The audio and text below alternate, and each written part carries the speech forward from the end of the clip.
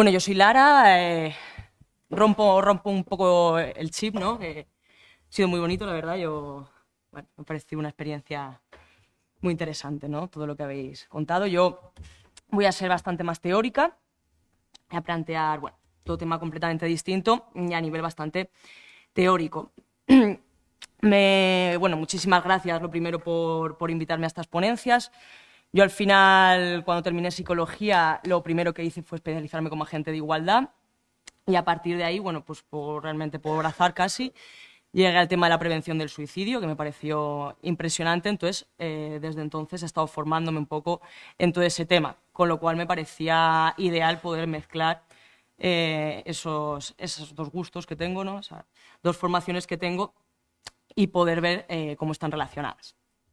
Entonces, bueno, pues eso, vamos a hablar de género y suicidio. Si quiero hacer una introducción para que se me entienda bien, voy a hacer una primera parte donde voy a hablar de género como tradicionalmente lo hemos entendido hasta ahora. Voy a hablar de hombres y de mujeres, ¿vale? Todo el rato me voy a referir a hombres y a mujeres, porque sobre todo para los datos y las estadísticas, para mí es más fácil expresarme y para vosotros va a ser más fácil entenderme.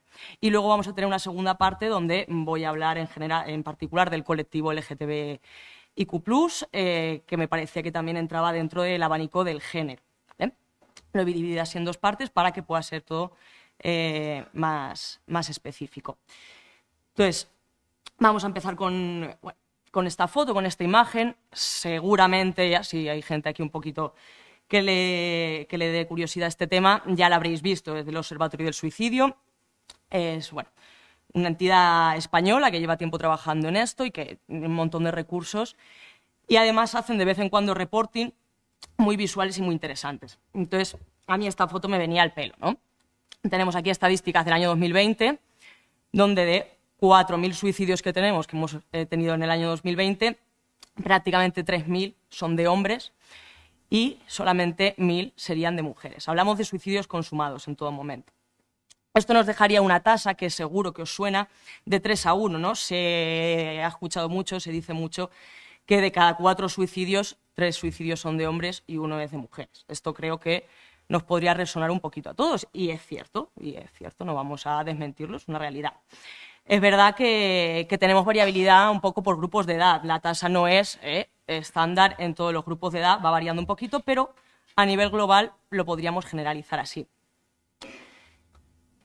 He puesto esta tabla, no le voy a preguntar a nadie por ningún dato específico, que así tan concretos abruman. Tengo el listado desde el año 1980 hasta creo que pone el 2012. Simplemente con esto que vemos, muy visual, que la tasa de porcentaje de hombres se mantiene casi constante entre el 70 y el 75%, y la de mujeres la tendríamos entre el 25 y el 30%. Un periodo de 30 años. Luego esto nos dice que es una constante en el tiempo. Si pudiésemos obtener datos del pasado que no los tenemos, seguramente mantendríamos la constante. Y en datos actuales ya os digo yo que se mantiene. Entonces, simplemente para que veamos que es una línea continua. Luego esto, bueno, pues lo he puesto un poquito por curiosidad, ¿no? Ya que estamos aquí en Albacete, que estamos hablando también de términos locales, pues mira, encontré este dato y me pareció interesante. Parece que es al 2013, por 40 suicidios que se consumaron ese año en Albacete, 31 son de hombres y 9 son de mujeres. Vamos, cumplimos la tasa al dedillo, ¿vale? Un poquito de diferencias por provincias, la nuestra es igual. Aquí también tenemos, si para verlo visualmente, espero que se vean bien, por comunidades, ¿no? Que ahora mismo Andalucía tenga una tasa tan alta comparada con La Rioja, en este gráfico solo nos habla de la cantidad de población que hay en un sitio o en otro, ¿vale? De esta foto nos vamos a quedar simplemente con ver también, ¿no? Esa diferencia de hombres versus mujeres, que es prácticamente también continua en todas las comunidades de España. Muy bien. ¿Esto es algo nuestro? ¿Es un dato nacional o es una tendencia global? Bueno, pues efectivamente vemos que es una tendencia global. Yo aquí he hecho una selección de países. Si nos ponemos a ver todos, vamos, la tendencia es absolutamente la misma. Los países con los que más, con los países con los que menos, pero en todos encontramos tasas mucho más altas de suicidios consumados en hombres que en mujeres, cada uno con alguna pequeña diferencia. He querido cortar esta tabla aquí porque la única excepción que tenemos, que hemos tenido hasta hace bien poquito, es China. Es un dato curioso, ¿vale? Yo no puedo dar aquí una explicación exacta de por qué la tasa en China, al año en el que está el dato, es más alta en mujeres que en hombres. ¿vale? Se habla de la vida de la mujer rural en China, que por los factores que sean predispone a que el acto consumado de la mujer sea más alto en general. Estos datos, de todas maneras, los cogemos un poquito con pinzas, porque son datos, no sé si os habéis fijado en las fechas, obtenidos en fechas distintas, ¿vale? Y aparte, cada país tiene un método de clasificación distinto. No hay un método exacto, ni siquiera dentro de las propias comunidades en España, cuanto ni más que podamos comparar unos países con otros. Pero bueno, nos sirve como estimación, ¿no? Para darnos cuenta de que al final esas cifras, esos datos que sí tenemos en España, prácticamente se podrían replicar en el mundo. Si tenemos una tasa más o menos exacta, más o menos trabajada, que nos viene a decir, en general, eso, que todo el mundo tenemos tasas de diferencia de 3-1 con respecto a 7,5-1. Quiere decir que por cada 3 hombres que cometen un suicidio consumado tendríamos una mujer, hasta 7,5 hombres por una mujer, ¿no? Bueno, como he comentado antes, tendríamos la misma tendencia en todos los países, excepto en China, por lo que os he dicho de la mujer en el medio rural. El dato, no sé si os habéis fijado, el dato que os he puesto antes es de 1999. Se dice que con el éxodo rural esta tasa, estas cifras se han igualado bastante. De hecho, a día de hoy nos vendrían a decir que en China igualmente el porcentaje de suicidios consumados es más alto en hombres que en mujeres, a día de hoy, ¿vale? Lo cual tendríamos prácticamente un panorama unánime. Hasta aquí seguramente nos suene, bueno, lo confirmamos con fechas, con cositas, ya no es eso que oigo, sino que encima lo puedo confirmar. Pero aquí ya quiero yo romper un poco lo que hemos oído, ¿no? Porque si todo el tiempo estamos hablando, y lo he querido repetir antes para que nos sirviese muy claro, de suicidios consumados, ¿vale? ¿Qué pasa con las ideaciones, las planificaciones o simplemente con los intentos de suicidio? Bueno, pues a datos en España resulta que desde una ideación hasta una planificación, bueno, explico muy brevemente cada una de las cosas, supongo que más o menos las conocemos, pero bueno, por dar 2 pinceladas. Una ideación suicida es cuando yo tengo una idea, un pensamiento y un poco rumiante, bastante constante, de que quiero cometer el acto suicida. Una planificación suicida es cuando tengo un plan, cuando yo en mi cabeza tengo claro el sitio, tengo claro el cómo, aunque, bueno, simplemente esté en mi cabecita. Un intento suicida, evidentemente, es cuando hemos tenido un intento que no se ha consumado en muerte, ¿no? Ideación con planificación suicida serían ambas dos cosas juntas. No sé si lo estáis viendo claro, la tasa de mujeres es muchísimo más alta en ideación, en planificación y en intento suicida por encima de la de los hombres. Esto yo, de hecho, hasta que no entré en el trapo, lo desconocía completamente, ¿no? Estos datos están cogidos más o menos del 2007-2008, los datos más científicos que yo he podido encontrar, pero así más actuales se está hablando de una tasa de 4-1 por encima las mujeres. O sea, que tendríamos por cada 4 mujeres que tienen un intento, una planificación o una ideación suicida, tendríamos un hombre con esta misma ideación, ¿no? Además, también a datos del 2020, de todas las personas que acudieron a emergencias por tentativas de suicidio, el 75% eran mujeres.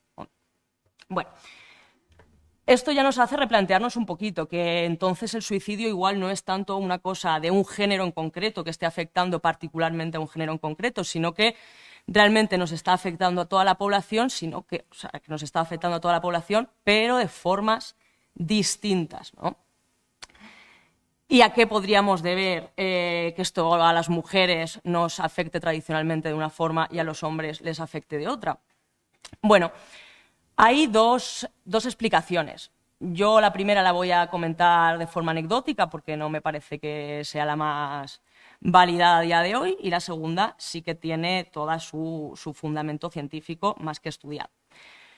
Entonces, la primera causa, primer motivo que podríamos ver de esta diferencia, que se habla mucho, es el método suicida elegido, que difiere entre hombres y mujeres. Vale, se ve bien. Tenía dudas de si se vería bien la barrita de las mujeres, ¿vale? Nos vamos a olvidar de la barra total, nos vamos a fijar en las diferencias entre mujeres y hombres. Tenemos que el método preferente por hombres en cuanto a acto suicida se refiere es el ahorcamiento o el estrangulamiento. Entonces, esta teoría nos viene a decir que el método elegido preferente en los hombres suele ser con una letalidad, o que tiene que tener una probabilidad de letalidad mayor, y aparte nos deja menos margen de, si acude a algún tipo de servicio de emergencia, poder atajar esa situación antes de que se produzca la muerte. al contrario de eso, se dice, bueno, y es una realidad, que las mujeres tenemos más tendencia a cometer el acto suicida a través del envenenamiento, o por fármacos o por distintos tipos de sustancias.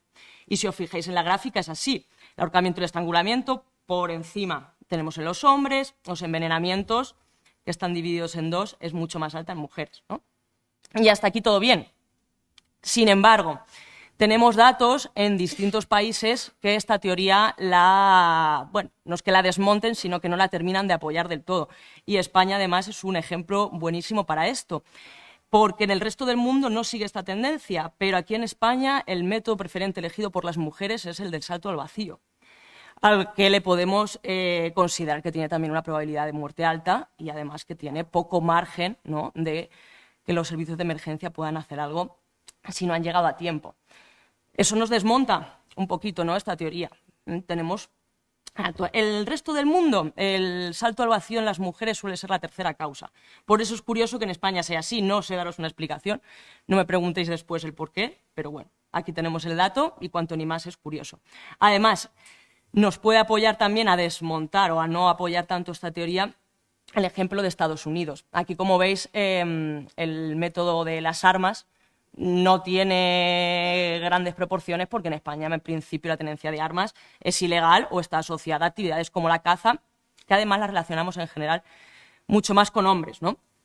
En Estados Unidos, por ejemplo, que el acceso a las armas es legal, el porcentaje, o sea, el método elegido tanto en hombres como en mujeres preferente es el de las armas de fuego, por encima de cualquiera.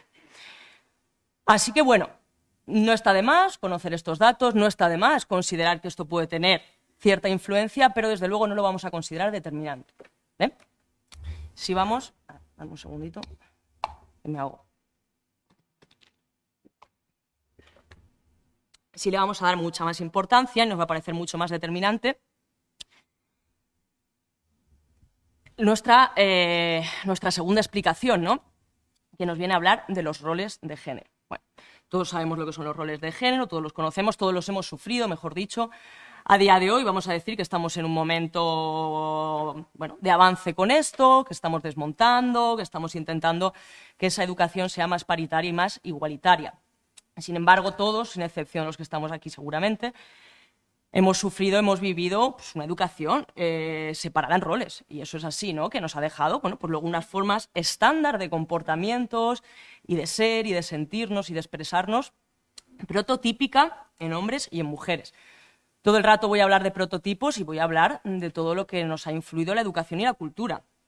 Evidentemente cada personalidad es distinta y no vamos a ir a analizar uno por uno cada caso, estamos hablando de generalidades, ¿no?, para que se entienda bien.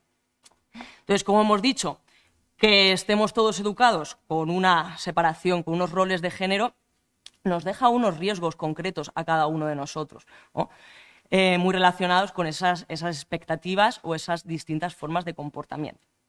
Entonces, podemos hablar de 1000 millones de cosas, está claro. Yo he querido elegir cuatro puntos que me parecen a mí muy importantes en lo que a consumar el acto suicida se refiere.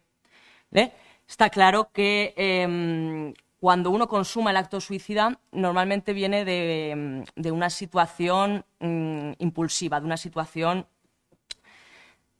Toda la premeditación antes, toda esa ideación, toda esa planificación, por supuesto, está viniendo de atrás, está dejando entrever cositas, no, yo no estoy bien y me levanto mañana y puedo cometer un acto suicida. Pero sí, lo que es el momento de cometer ese acto normalmente viene por situaciones o por momentos muy concretos de impulsos en ese momento. Entonces, en lo que a este momento se refiere, he seleccionado estas cuatro cositas, ¿no? Entonces, bueno, lo primero que quería hablar es en lo que se refiere a expresión y comunicación de emociones, ¿no?, y cómo a las mujeres nos han educado toda la vida para validar que seamos capaces, que podamos expresar nuestras emociones verbalmente, llorando, y que además esté súper validado, vamos, todas tenemos ese amigo o esa amiga que llora todo lo que necesites, que yo estoy aquí y hasta me luce. Llorar porque me lo permite todo el mundo, ¿no? Entonces, llegado el momento, lo tengo ahí. Los hombres, pues a los hombres en general nos han educado de una forma distinta, nos han educado a no expresar, sobre todo, emociones negativas y a no comportaros de cara a cómo os estáis sintiendo en ese momento. ¿Qué pasa? Que al menos en un primer momento en el que yo estoy desbordado emocionalmente, si puedo expresar y puedo comunicar cómo me siento, pues ya ese primer impulso del que hablábamos antes, que puede acabar en una conducta muy arriesgada, ahí ya por lo menos hemos dado un escaloncito, nos hemos parado un segundo a pensar, un minutito, y ya no estamos tan cerca de cometer ese acto de manera inminente, ¿no? Cuando yo estoy desbordado emocionalmente y siento que no tengo la fuerza, no tengo la enseñanza de poder expresarme de esa forma, es más fácil que ese colapso emocional salga por otro lado, ¿no? Esto está muy relacionado, ¿no? En general, también, cómo nos enseñan a afrontar determinadas emociones, ¿no? A los hombres, pues siempre con unos rasgos de impulsividad y acción, y siempre cosas referidas a la acción. A nosotras, sin embargo, en general, nos educan a ser más reflexivas, a ser más prudentes, bueno, primero espérate a ver qué pasa, a ver qué dice el de al lado para hacer tú lo que quieras hacer, ¿no? No digo que es mejor ni que es peor, por supuestísimo. Digo que estaría más relacionado, ¿no?, con tengo una ideación suicida y al final voy a consumar ese acto. Y que me dejaría más en estoy en el momento de la ideación, del pensamiento, y en principio me quedo ahí, ¿no? Otro factor muy importante es el tema de la responsabilidad afectiva en lo que a cuidados se refiere. No hablo de vínculo afectivo, que por supuesto es el mismo. Hablo de cómo nos han educado a nosotras siempre a tener esa responsabilidad, sobre todo de cara a cuidados familiares, ¿no?, de niños pequeños, familiares dependientes, a sentir que somos nosotras las responsables de tener estos cuidados con estas personas, ¿no? Y eso resulta que es un factor que evita que las mujeres muchas veces de esa ideación pasemos al acto suicida, ¿no? Y los hombres, sin embargo, no tendrían este factor, simplemente lo tendrían un poco más disuelto. Voy a decir un ejemplo tonto, basado en los roles de género de los que estamos hablando, ¿no? Pero creo que también va a ser fácil de ver, ¿no? Pues creo que a todos nos puede venir el pensamiento de una mujer que quiere quitarse la vida en ese momento, que tenga hijos, ¿no?, y que diga, bueno, y es que si me voy yo, ¿quién va a cuidar a mis hijos?, ¿no?, aunque tenga pareja. Y sin embargo, ese hombre que a lo mejor quiere quitarse la vida y que tenga hijos y diga, bueno, pues yo me quito la vida y mis hijos se quedan con mi mujer, ¿no? Todo esto dentro de, por supuesto, del contexto de roles de género, ¿no? Pero está ahí. Además, esto es muy interesante porque es un factor que hace que las mujeres podamos tener un periodo un poquito más de margen a la hora de cometer el acto suicida, ¿no? El tema de que sintamos que hay niños a nuestro cargo. Y también hemos visto cómo esto muchas veces se tuerce y acaba siendo un comportamiento que lleva a muchas mujeres que al final deciden cometer ese acto suicida a llevarse a los hijos consigo mismas, ¿no? Es también muchas veces el decir, bueno, es que si nadie va a cuidar a mis hijos, si yo me voy y mis hijos no los puede cuidar nadie, porque yo tengo esa responsabilidad irracional metida dentro, me los llevo conmigo, ¿no? Y bueno. Entonces, es fácil de verse apartado. Además, se dice que un factor protector de la mujer es tener un hijo menor de 2 años a su cargo. Eso está, vamos, más que estudiado y demostrado. En el caso de los hombres, no lo tendríamos como factor protector. Y luego ya podemos hablar simplemente de cómo nos educan o nos enseñan a actuar en momentos de crisis puntuales. Esos hombres, ¿no?, con esa agresividad, esa firmeza, el consumo de sustancias, ¿no?, que veníamos hablando. En edades tempranas, en los adolescentes, el consumo de sustancias tiene una relación mucho más igualitaria entre hombres y mujeres, pero sí está asociado a día de hoy a edades un poquito más adultas, que sea un factor, en principio, de desahogo más relacionado con los hombres que con las mujeres.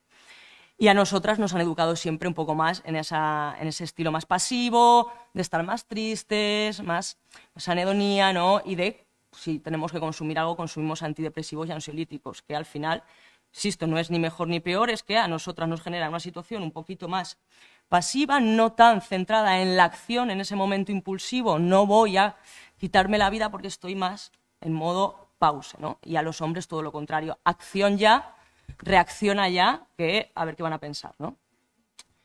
Bueno. tiempo, Lara, Sí. 5 minutitos más o menos. Vale, perfecto, perfecto. Muy bien. Vamos rapidísimo. Violencia de género. No quería dejar de dar 2 pinceladas sobre cómo afecta la violencia de género en general al tema del suicidio. Leo literal, ¿vale? Porque me parecen 3 datos fundamentales y que poco más se puede decir de ellos. Que las mujeres que experimentan violencia de género tienen 7 veces más ideación suicida. Que los hijos e hijas que han sufrido este tipo de situaciones en su casa manifiestan 6 veces más pensamientos de este tipo. Y luego también hay una relación entre agresor y suicidio, ¿eh? De hasta el 30% de los agresores realizaron alguna vez el intento de suicidio.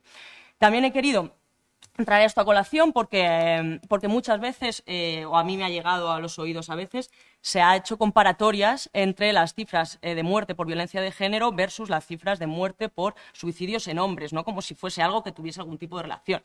Evidentemente no la tiene, pero es que encima lo que yo quiero transmitir con todo esto es que no es que sea el suicidio un problema de género, es que es un problema de todos, solo que nos está afectando de formas distintas, ¿eh? Pero que no se olviden.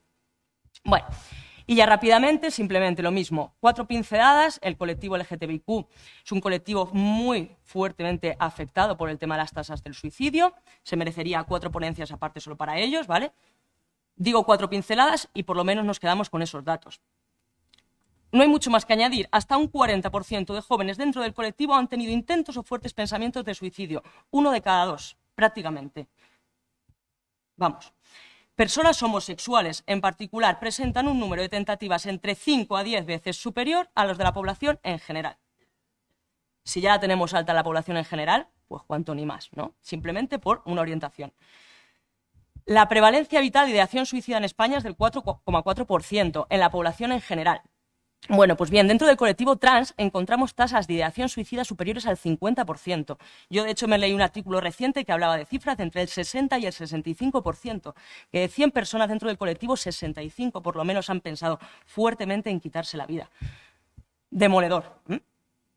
El 30% de los suicidios anuales entre adolescentes son solo de este colectivo y, además, dentro del colectivo es la primera causa de muerte dentro de los jóvenes.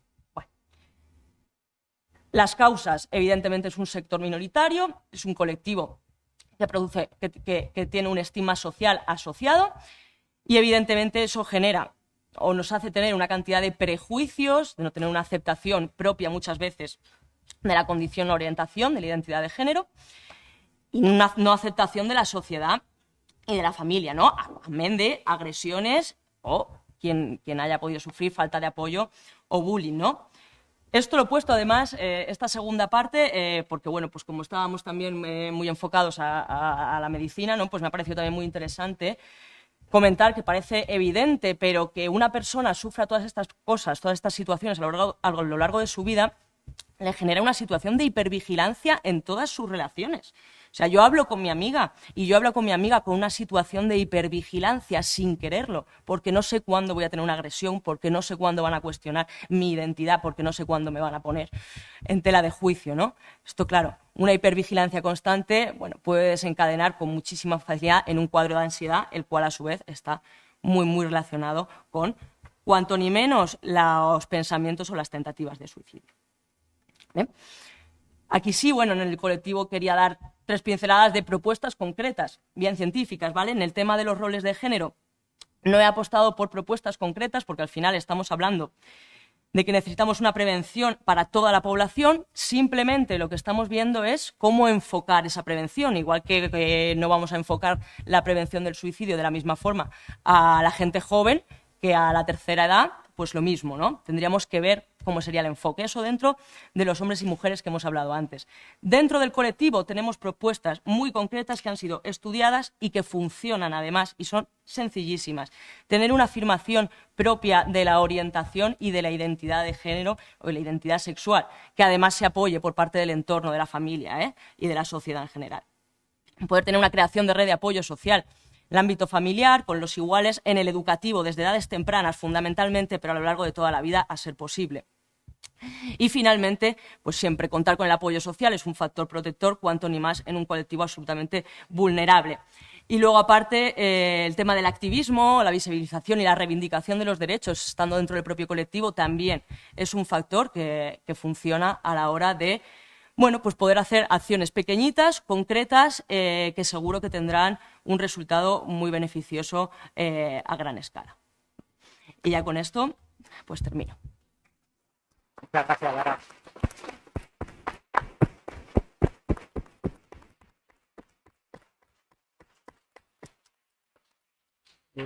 Muchísimas gracias, de verdad, a las tres, a vosotros tres, bueno. Y bueno, antes de que se anime alguna persona a lanzar alguna pregunta, yo quería lanzar un par de ideas. La primera, un poco escuchando la experiencia de Juan Carlos. Si no, algunas veces estamos buscando en demasía las causas del suicidio en el individuo y quizás debiéramos reorientarnos un poco más a la causística social. Yo creo que ese es un apunte que hay que tener en cuenta, porque parece que lo echamos, digamos, encima del individuo, pero abordaje estructural desde el punto de vista social creo que es algo que nos falta un poco por hablar.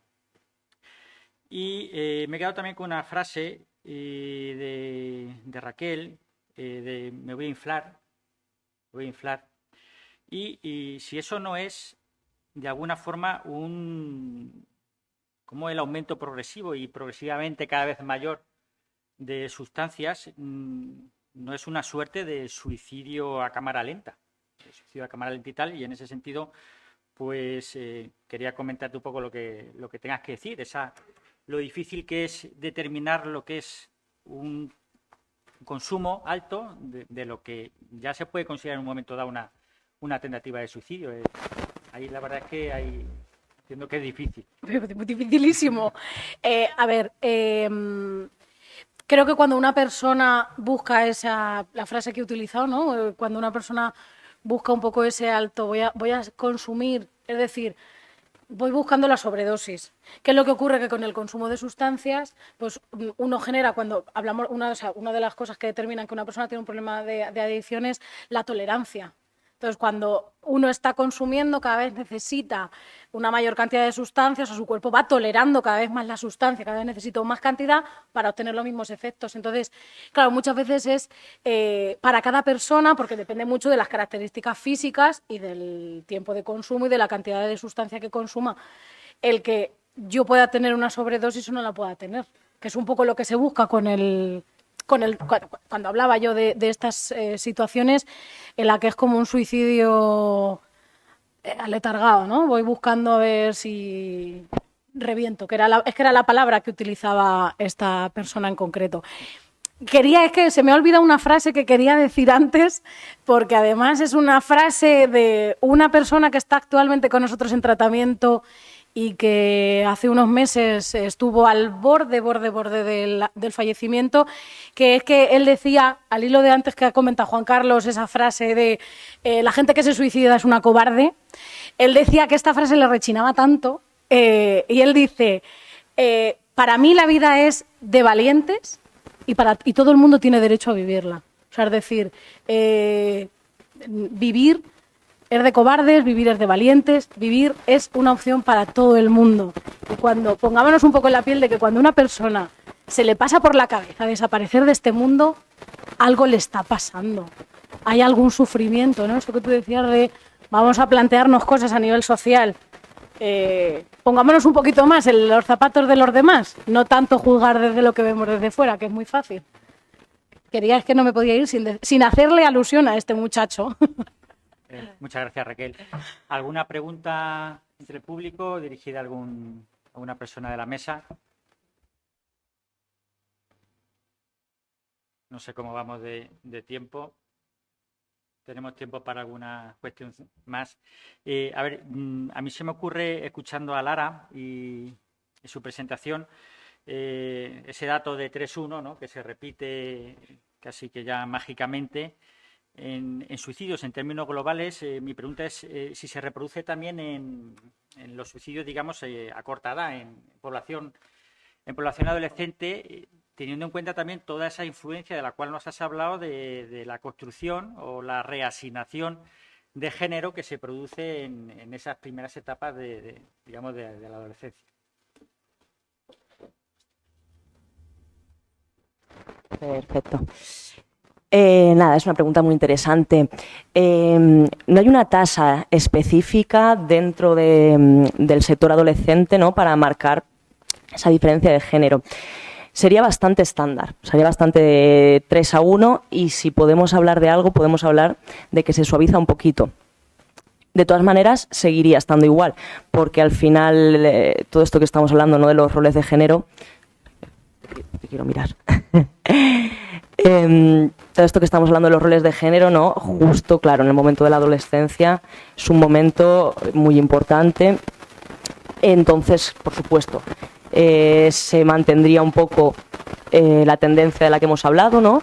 Tendríamos mayores suicidios consumados de adolescentes chicos y mayores intentos o pensamientos suicidas de chicas. De hecho, pues estas conductas autolesivas, muchas veces que tanto se hablan, son mucho más altas en chicas que en chicos, y sin embargo los consumados son mayores en ellos. Además, bueno, la adolescencia es un periodo crítico en muchas cosas, ¿no? Tenemos un periodo de cambios, de un montón de cambios, un montón de pensamientos, y un periodo en el que todavía no tenemos los recursos o las herramientas trabajadas. Entonces, aparte de los roles de género, podemos decir también que en la adolescencia tendríamos otros factores también que estarían afectando. Pero, desde luego, la tasa la podríamos mantener de 3-1 también, perfectamente. Vale, pues muchas gracias.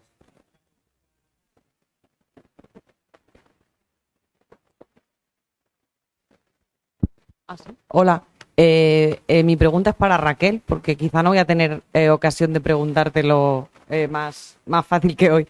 ¿Qué requisitos tienen que tener las personas para entrar a formar parte de Proyecto Hombre? Porque, bueno, trabajamos con perfiles, nosotras venimos de ACCEM, trabajamos con perfiles, bueno, de gente que está también bastante empobrecida en muchos aspectos, y muchas veces pues tienen poco que perder, y es verdad que suele ser una trayectoria bastante habitual la del consumo. Entonces, para preguntártelo así directamente. Pues el requisito es que quiera dejar de hacer lo que le esté causando el problema. O sea, que se ponen en contacto bien directamente en nuestro centro, nos llaman por teléfono, o sea, acuden al centro, les damos una cita presencial. Siempre tenemos una primera entrevista de valoración para ver si efectivamente somos el recurso que esa persona necesita o si hay que derivarle en algún otro sitio. Si quieres, ahora te facilito los números de teléfono. ¿Vale?